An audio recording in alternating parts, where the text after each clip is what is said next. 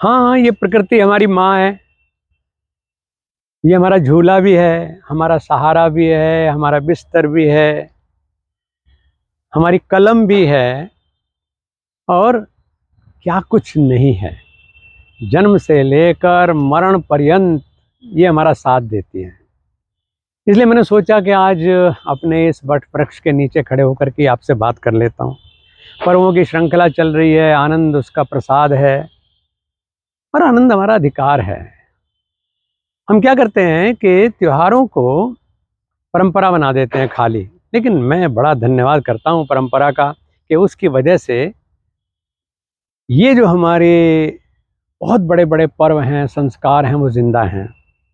नहीं जानते संस्कृत गांव के लोग, नहीं जानते पर्वों के संस्कृति निष्ठ नाम उनके, लेकिन ये ज़रूर है कि वो उन्होंने उनको ज़िंदा रखा हुआ है और संस्कृति हमारी ज़िंदा है। इस पर्व श्रृंखला में अब कई दिन चलेगा ये सिलसिला। धन्वंतरी जयंती है, दीपावली, छोटी दीपावली है, फिर बड़ी दीपावली है, फिर गोवर्धन पूजा है, भैया दूज है। अब कई बार क्या होता है कि हम उनके नाम, प्रचलित नामों को ही जानते हैं कि ये धनतेरस है, और इसके बाद दिवाली आएगी, दिवाली के बाद गोधन आएगा। गांव में हाँ गोधन ही कह देते हैं। लेकिन ये सब नाम हमें ये सोचने के लिए उत्साहित कर देते हैं कि ऐसा मूल में रहा क्या होगा। और फिर जब हम उसकी तलाश शुरू करते हैं मननम के द्वारा, यानी मनन करने के द्वारा, तब हम एकदम पीछे अपने मूल स्रोत के पास पहुंच जाते हैं। रस्मी खाना पूरी होती है कि धन्वंतरी जयंती को कच्चा दिया, गांव में कह देते हैं। अब कच्चा दिया नाम क्यों रखा होगा? फिर छोटी दिवाली आएगी तो उस दिन 5 दिए या 7 दिए जला लेंगे। फिर दीपावली पे तो पूरी रोशनी होगी। लेकिन मैंने सोचा कि कच्चा दिया क्यों कहते हैं? दिया तो एक वैसा भी जला सकते थे, लेकिन वो कच्चा आटे का बना करके जलाते हैं। वो इस बात को सिंबलाइज करता है कि उसे कुछ भी आकार दिया जा सकता है। हम सब कच्चे दिए हैं। हम रोगी होना चाहते हैं, स्वस्थ होना चाहते हैं, या बलिष्ठ होना चाहते हैं, और या फिर महाबली होना चाहते हैं, और या फिर दुनिया के कष्टों का हरण करने वाले बनना चाहते हैं। ये सब हमारे हाथ में है, और वो हमें संदेश देता है धनतेरस। हाँ, धनतेरस। धनतेरस यानी वो त्रयोदशी, क्योंकि ये कहा जाता है कि सर्वसिद्धा त्रयोदशी। त्रयोदशी जो है ना, वो तो सर्वसिद्धि देने वाला पर्व है, तो इसलिए उसको तेरस बोलते हैं, त्रयोदशी है वो। और धनतेरस है, यानी इस दिन हम जीवन का असली धन प्राप्त करने की ओर बढ़ सकते हैं। अब हमने इतना ही सुना तो इतने में भाग पड़े बाजार की तरफ। इतने में ही लग गए कंपटीशन में कि उसने इतना माल खरीदा, मैं भी कुछ खरीद के लाऊं, मैं भी कुछ करूं। वो सब अच्छा है, चलते रहना चाहिए, लेकिन असली धन का तो हमें पता चलना चाहिए ना। धनतेरस कहा उसको, तो एक नाम से अगर सोचें तो, क्योंकि हम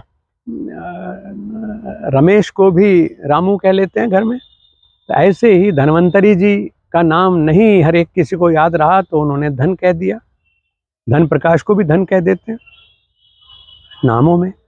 तो इस दिन धन्वंतरी जी का अवतरण हुआ, और वो स्वास्थ्य की रक्षा के उपाय हमें उन्होंने बताए इन्हीं प्रकृति के साधनों के माध्यम से। क्योंकि उनके हाथ में, जब वो समुद्र मंथन से धन्वंतरी जी प्रकट हुए, तो उनके हाथ में वनौषधियाँ भी थी। जैसे मैं ये बरगद का पेड़ पकड़े हुए खड़ा हुआ हूँ, अनेक वनौषधियाँ हैं। कभी कुछ हाथ में आ जाता है, कभी कुछ हाथ में आ जाता है, हर एक का अपना फल है। कभी नीम हाथ में है, कभी बरगद हाथ में है, कभी पीपल हाथ में है, कभी हमारे हाथ में बिल का यानी बिल्व वृक्ष जो है वो हाथ में आ जाता है, कभी महुआ हाथ में आ जाता है।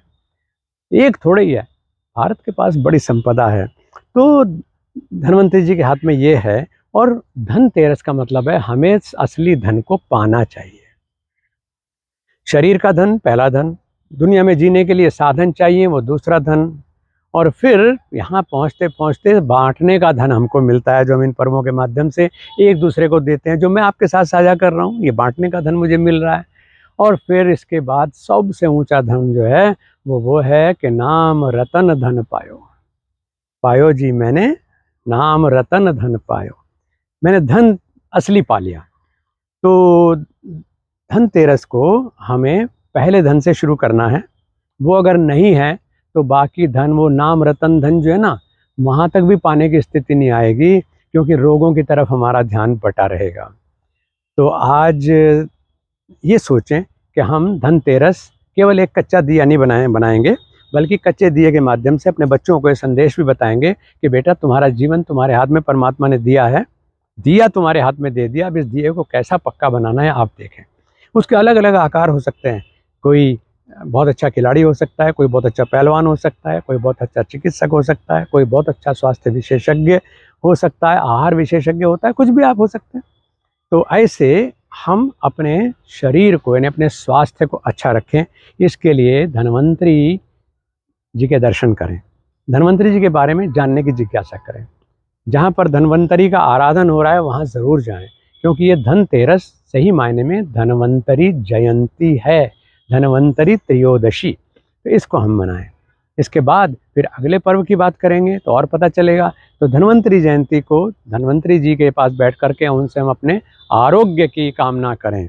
जब कामना करेंगे तो कामना करने से पहले वो अपने अंदर भाव पैदा होगा कि आरोग्य कैसा होता है, कैसी स्मार्टनेस होती है, कैसी स्फूर्ति होती है, कैसी जीवनी शक्ति होती है, कैसी कार्य करने की सामर्थ्य होती है, कैसी इम्यूनिटी हमारी मजबूत हो जाती है, कैसे हर रोग को हम पराजय दे सकते हैं। ये सब हमको मिलना है धन्वंतरी जयंती पर। हरिओम।